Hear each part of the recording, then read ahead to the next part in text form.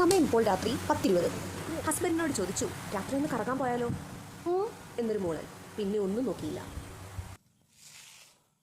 കിട്ടുന്ന ഓരോ അവസരങ്ങളും പാഴാക്കും. ഇവിടെ അടുത്തൊരു ജ്യൂസ് കടയുണ്ട്. പലമാതിരി ജ്യൂസുകളും ഉണ്ട്. നമുക്ക് എല്ലാ ദിവസവും പോയി ഓരോ തരം ജ്യൂസ് കുടിക്കാനുള്ള അവസരം കിട്ടാത്തതുകൊണ്ട് വീണ് കിട്ടുന്ന സമയങ്ങൾ വെറൈറ്റി പിടിക്കും. കടയിൽ അത്യാവശ്യം ആളുള്ളത് കൊണ്ട് തന്നെ അതുപോലെ തന്നെ തിരിച്ച് വണ്ടിയിൽ കയറി വീണ്ടും യാത്ര തുടർന്നു.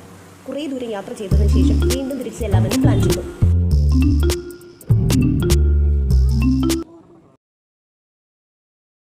അങ്ങനെ ഇതാണ് നമ്മുടെ പയ്യൻ്റെ കട.